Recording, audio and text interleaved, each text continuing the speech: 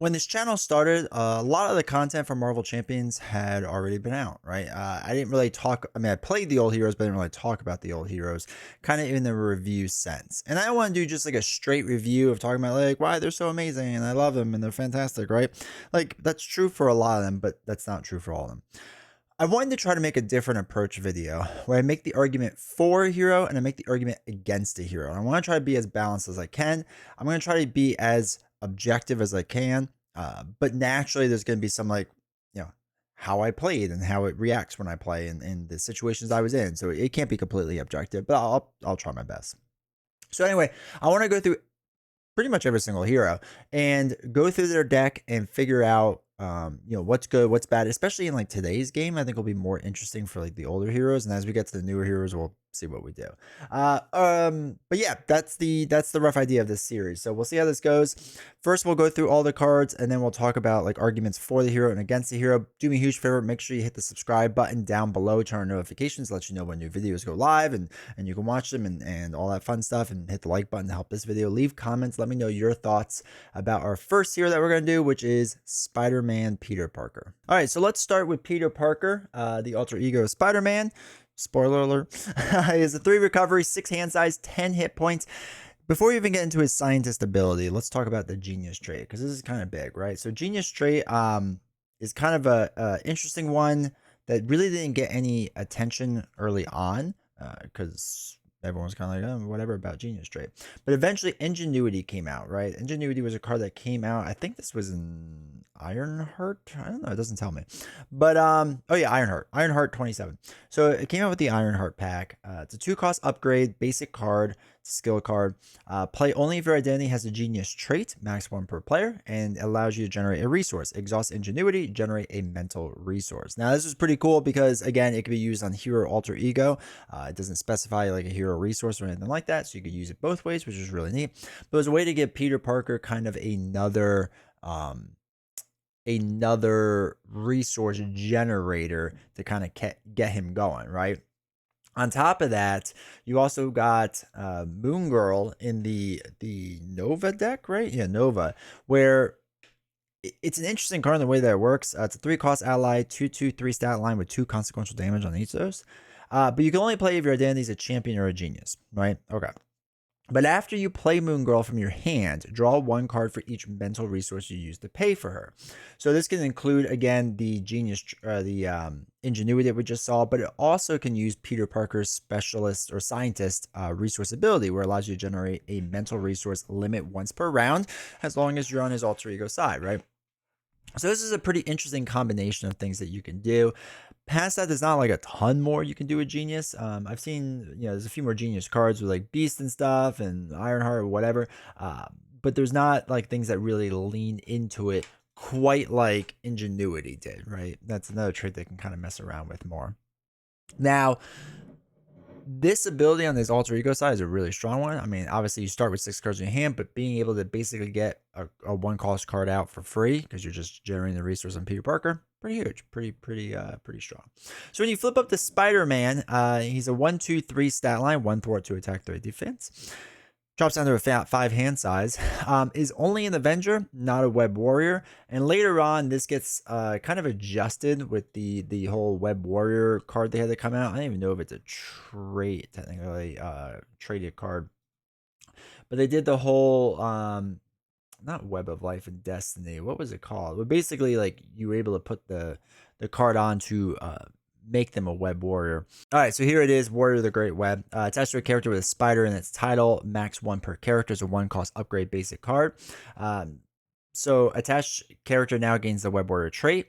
This was introduced in Spider-Ham. After a Web Warrior ally leaves play, attached character gets +1 attack until the end of the phase, which you could do some interesting combination stuff with. But really, they did this whole thing because Spider-Woman, Spider-Man didn't have the Web Warrior trait because it was kind of a huge oversight, unfortunately. And there's some really cool things you can do with the Web Warrior trait. We won't go down that whole rabbit hole. Maybe we'll say that for a different video of everything to do with Web Warrior, or maybe talk about that with actual Web Warrior heroes. But yeah, so he basically became an Avenger card. You could do different things with Avengers, with different upgrades and support, right? So we saw with this that you could get resource generators out there as well with like Quinn Carrier, right? Quinn Carrier is a 3-cost support. It's a vehicle. Play only if your identity has the Avenger trait. You can exhaust it to generate a resource, right? You could get another resource generator out there if you really wanted to.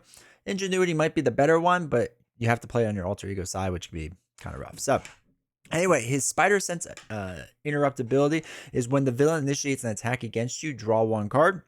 Really strong, right? And card draw in general is really strong. With Spider-Man, this is really great. There's some cool things you can do with it. But it's definitely a very powerful card. It's very good, or a very, very powerful ability. Again, being able to draw that extra card, maybe getting a defense card that you need, or just, bolstering your hand a little bit more. And a lot of people ask this, that what if the villain attacks me a second time? Do I get it a second time? Yeah, you do. It doesn't say limit once per phase or once per round or anything like that. So if you cause the villain to initiate against you or whatever else, doesn't matter. You're going to keep drawing those cards. So you can draw a lot of cards as long as you survive the attack. You should be good, right? So next up, we have a signature ally, who is Black Cat, a 2-cost ally, 1 thwart, 1 attack, 2 life. It's a hero for hire. Nothing ever really happened with heroes for hire, unfortunately. The thwart has consequential damage, but the attack doesn't, which is kind of cool that you can use some leadership cards if you really wanted to basically make her a bit stronger, right? So we have, what do we have? We have Inspired, which would give her a +1 thwart, but you probably don't want to thwart with her. You probably want to attack with her, right? So we would give her an extra attack there. There are some aggression stuff you can add on as well. I don't know, the Avenger ally, Reinforced Suit, if you want to give her more life in case she's getting hit, that's fine. And I think not Energy Spear. What did we have? I think it was Boot Camp, right? Yeah, give each ally you control 1 extra attack if you want to do an aggression build with that, right? There's a couple things you can do to kind of make them a bit stronger with different things. So anyway, building her out a little bit, Voltroning her out a little bit, it's kind of nice. You could also do, if you really wanted to go down this rabbit hole, since you are an Avenger, you can give her the Avenger trait, right? So you can attach Honorary Avenger. It's a 2-cost, or a 0-cost upgrade, basic card. Play only if your identity has the Avenger trait attached to a friendly character, which Black Cat would be. Attached character gets +1 hit point and gains the Avenger trait. Now, why does this matter? Why is this important? Well, there are some good cards. Where is it? For the Avenger ally, which is such as the Power Gloves, right? After attached ally attacks or thwarts, deal 1 damage, but also Sky Cycle, right? Because the attached to Avenger ally, which they would be now, attached ally gains aerial, which I'm fine, whatever. But you can exhaust this to ready up this ally. It's a 1-cost upgrade in the leadership deck. Now, most allies people don't like doing this for because they would get 2 consequential damage, but not Black Cat, right? She doesn't take consequential damage, so it's a bit stronger for her, which is really nice. And again, if you add on the Power Gloves, now you're dealing extra damage, right? If you have the Inspired on, you're dealing a little more damage, right? There's a few things you can mess around with in there to make Black Cat a little bit stronger, right? And people do this. It gives her 2-3 attack. If you ready her up, it's swinging 4 to 6 attack, right? Which is really good. So after you play Black Cat, discard the top 2 cards from your deck. This is a forced response, so you have to do it. Each card with a printed mental resource discarded this way is added to your hand. Now, obviously, they're both not mental resources. You lose both of them, which stinks, but it's not the worst thing in the world. So anyway, Voltroning out Black Cat is pretty interesting. Again, because I know we rag on Spider-Man not having the Web Warrior trait, which is kind of an oversight. But with the ability to have the Avenger and then put Avenger on Black Cat, you can kind of build out a little bit and do some more stuff there. So, all right. So next we have Spider-Man's Backflip card, right? It's probably one of the strongest cards out there. It's a 0-cost event, defense skill. When you would take any amount of damage from an attack, right? It has to be from an attack. Prevent all that damage. Stupidly strong card. It's a really, really, really strong card. Now, a lot of people ask this as well. Well, let's say I'm doing Spider Sense and I interrupt and I get a Backflip. Can I play the card? And you can, because the reason being is that this is when the villain initiates an attack against you. So think of it as like the first thing that the villain's doing. Like they haven't attacked you yet. They're just like initiating, right? They're just starting the attack. So with that, This states that the interrupt would warn you be taking any amount of damage. So again, they start the attack, they go through the attack process, and then they would damage you, or you defend, and then they would damage you, right? So it's much further down in the process. So if you draw this card, yes, you can use Backflip then. Totally cool and totally fine to use. So very, very strong card. I think you get 2 of them, right? Yeah. Good card. Very, very strong. Enhanced Spider Sense is a 1-cost event. When a treachery card is revealed from the encounter deck, cancel its when revealed effects. It's a 1-cost event superpower card. They have now kind of nerfed this. There are other. Let me rephrase that. Not for Spider-Man, but for other treachery card reveal things, they've kind of like nerfed this idea. A lot of cards now will say when a treachery card is revealed from the encounter deck, cancels when revealed effects and reveal the next card, right? Or reveal another card or something along those lines. You don't do that. Like, you're just done with the card, which is really nice as long as you get a treachery card. But it's really, really nice card. It's a really strong card. As long as you remember to play it. I usually forget. So it's 2 cards in the deck like this. Really nice. Again, superpower if you want to do like a depth focus or whatever, right? So you can throw in depth focus. It's probably not efficient to do it, but I guess if you really wanted to, if you really need another card, depth focus will allow you. It's as a 1-cost upgrade basic card. Max 1 per player. You can exhaust depth focus to reduce the cost of the next superpower card you play this turn by 1. Definitely an option if you want to do it. You're going to have 2 of these cards. Maybe something you're interested in. So, strong card. Next, we have Swinging Web Kick, also a superpower card, so you can help pay for this. It's a 3-cost event. It's an aerial attack superpower. It's weird that it has the aerial trait on it. I feel like they didn't know what they wanted to do with aerial in the beginning, but just what it is.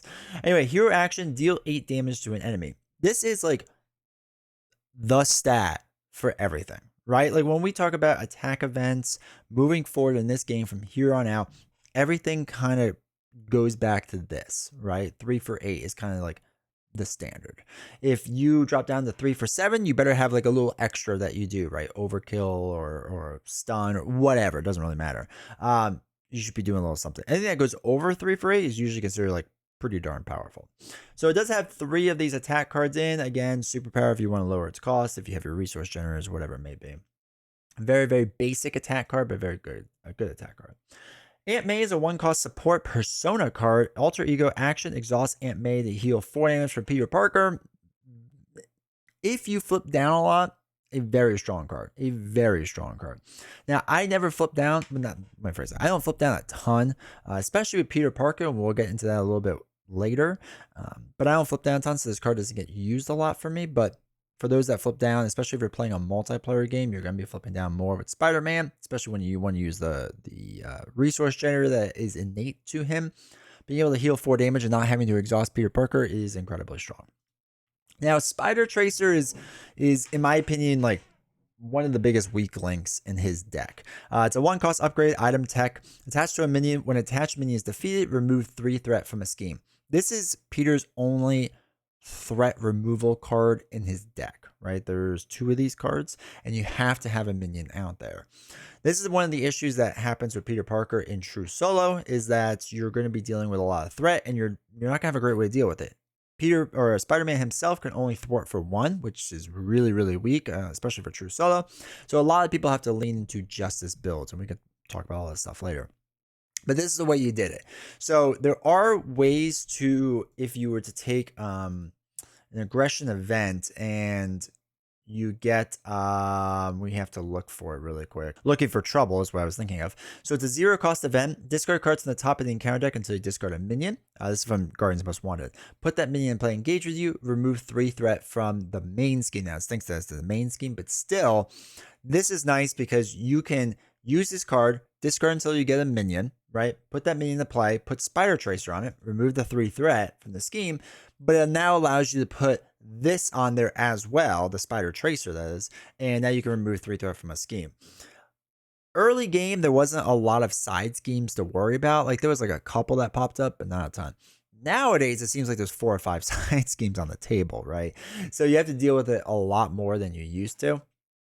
So unfortunately, with Spider Tracer, I think you kind of have to like figure out ways to get minions out there to really kind of build around it. It's kind of a pain to use. It's not the worst thing in the world, but it's the one real detrimental thing I think to Spider-Man.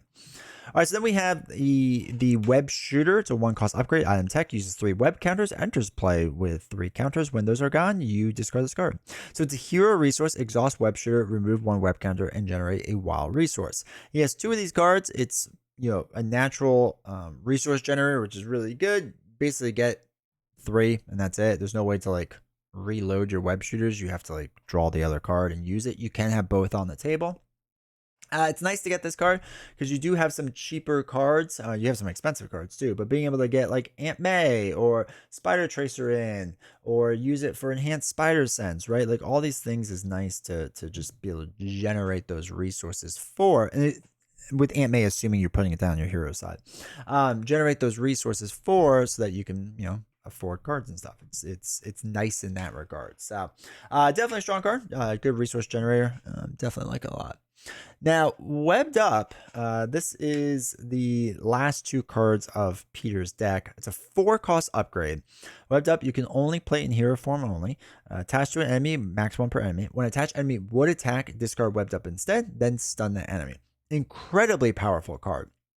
It's a condition card too. So basically you get 2 activations or two attack activations for the enemy get like canceled for free. Not for free, for 4, but get canceled, right? And this can be really, really good, especially in true solo, because hey, 2 rounds like of me building out or dealing damage or controlling threat, like that's really powerful stuff. What's also interesting with this is that if you're facing a stalwart or steady enemy, it would still work on the first line. So when attached enemy would attack, discard Webbed Up instead. You could still do that in a stalwart and steady enemy, which is really nice. It's a way to get around it. It's a little expensive to get around it, but it is an option that's there. If they're steady, you put the stun token on, but it doesn't stun them unless there's 2. If it's steady, the stun token just like falls off and doesn't do anything. So you can still play the card, which is kind of cool. But yeah, it's an expensive card to just do that. But really, you get the full value of it when you are able to put the Webbed Up on, cancel their attack, and then also stun them. So first off, let me say I've always been a huge Spider-Man fan, just like just in general. Love Spider-Man's comics. I love the movies. Tobey Maguire is the best Spider-Man. Fight me on it. I think it's really, really. I think he's just the best superhero that's ever existed. So this is one that I personally was always a fan of, or I wanted to be a huge fan of. And Spider-Man's not bad, but he's tricky and true solo. So I guess first is let's start negative and positively, right? I think that's the best way to do it. So trying to be, not too critical, I guess. Spider-Man is much harder in true solo. In multiplayer, he makes a lot more sense, but in true solo, he is a much harder hero to pilot, basically because you kind of have to be Justice at first. Now, what's interesting is the way that they've built this game now is that almost every aspect can do everything, which is good and bad, I guess. Like while it's really strong, let's say aggression is really strong in attacking enemies and minions and stuff. It also, well, I don't know if it can really do defensive stuff, but it can do a lot of thwarting stuff. It has different events that kind of handle that or whatever. So each aspect feels like it can do a little bit of everything. Whether that's good or bad is kind of up to you. But for like protection, right? Protection used to be really bad at thwarting and different things like that, or dealing damage, and now it's actually pretty good at those things. So anyway, true solo always felt like you had to play Spider-Man in Justice, especially early on, because the only way to remove threat was basically through the Justice cards, unless you used allies from other aspects. So that early on felt very pigeonholed. It felt like you couldn't play Spider-Man a lot, which kind of stunk, right? Because I'm a big fan of Spider-Man. I want to play him. Now, as everything has evolved, right, and kind of gotten better and bigger, or whatever you want to call it, there is different protection cards that have come out that allow you to basically remove threat from scheme, right? So for example, hard to ignore is a 1-cost upgrade in protection. Hero response after your hero defends against an attack and takes no damage. Exhaust hard to ignore, remove 1 threat from the main scheme. So it has cards like that allow you to remove some threat from the scheme, which is always pretty nice. We also got Jump Flip later on from Sinister Motives. It's a 1-cost event. When you would take any amount of damage, prevent 2 of that damage, which is fine. But if you pay for this card using energy resource, and we have our wild resource generators, remove 2 threat from the main scheme, right? Also very nice. We also got cards like Desperate Defense in the Doctor Strange Hero Pack. It's a 1-cost event. When your hero defends against an attack, it gets +2 for that attack. Spider-Man starts with 3, so you would get 5 defense. If you take no damage from that attack, ready your hero, which is really, really, really, really, really nice. So we had cards like that, which was pretty good. Never Back Down would be interesting too. It's a Quicksilver card. It's in the Quicksilver Hero Pack. It's a 1-cost event. When you defend against an attack, you get +2 defense for that attack. If you take no damage, you get to stun an attacking enemy. That isn't always feasible, but it is an option of things you can do. So anyway, the whole point of me saying that is that there are now other ways to kind of remove threat, but it's still tricky, right? You still kind of have to really lean into it as a true solo player. As a multiplayer, Spider-Man can just kind of do his own thing, right? You can do your own thing. If you're playing 4-player, whatever, it doesn't really matter. Playing 2-player, you kind of have to decide if Spider-Man's going to be your attacker and your defender usually. Because you can defend for other people with backflipping and then exhaust defend and then try to get all your swinging web kicks to do massive amounts of damage. There's ways you can do things. But especially with being able to use webbed up to kind of cancel out attacks and stop enemies from activating and all that fun stuff. All that stuff helps. So anyway, one of the struggles with him that was much worse back in the day was threat removal. Now it has gotten better over time. It's still tough. You still have to actively think about it. So it's one of the things that's I would say is against Spider-Man, right? Is his kind of inability to remove threat. Not his inability, but it's just the how hard it is. Another thing that's against him, and I know they've tried to fix this, but it's still annoying, is the whole web warrior thing, right? It's annoying that he's not a web warrior, that you have to play a card, you have to find the card and put it on. They should have just modify it so you could just play the card or get the card in your hand right in the beginning or something like that. Because it's kind of weird that for a while you're playing a web warrior deck, but you don't have the web warrior card to make him a web warrior, right? So then you're just kind of sitting there awkwardly trying to figure it out before you can play any of your other web warrior cards, which would be really great because it's Spider-Man Peter Parker. It feels like he should be able to do that stuff. So it's one of those things that'd be nice if it was an errata. They're probably not going to do it. The errata is probably the card that I showed earlier. That's what we're going to get, unfortunately. So that's one thing against Spider-Man as well. As far as other things against him, that's really the big things. I feel like those are the things that really hamstring Spider-Man.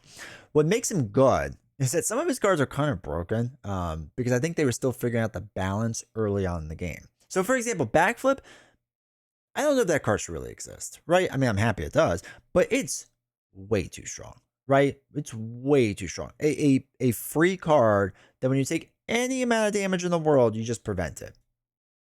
It's really strong. That's really strong. That's really, really, really, really strong. So I think if they were to redo it nowadays, it would probably cost 1, maybe 2. It's a little bit too good. Even the Enhanced Spider Sense, I think I'm okay with it because it is a 1-cost event. It's in his kit, but I don't know if they would redo it where you have to reveal another card or whatever. That's probably not the case, but it's still a very good card. So anyway, as far as for Spider-Man, right, what's strong about him? His innate abilities of alter ego being able to just generate a resource is really, really nice. And just getting card draw. Free card draw is really great, right? We don't see free card draw anymore, but being able to get that with Spider-Man, really strong. Backflip, incredibly strong. Webbed Up was always a phenomenal card. I think it still is. I mean, a lot of his kit is really good. Again, the weakest thing is the whole Spider Tracer. I think one of the things that people they don't forget about, but don't lean into as much, is the Black Cat possible Avenger build. Now, does it take a little more effort to get into? Yeah, but being able to do that is really strong. Being able to build out Black Cat because she's not going to take the consequential damage and she only costs 2, really strong stuff. So anyway, obviously there's a lot of things for Spider-Man, very strong overall. Again, he's my favorite hero. He's a hero that I personally, now to get, instead of trying to be a little more subjective now, he is a hero that I get frustrated with because of true solo. It's a bit hard to pilot. I think once you get into 2-player, 3-player, 4-player, right, he shines a lot more, which if you're a multiplayer person, obviously Spider-Man, I think makes a lot of sense. So anyway, that's my rough takes, thoughts, fors and against Spider-Man. Hopefully you like this kind of video and you like this kind of thing that we're going to be doing.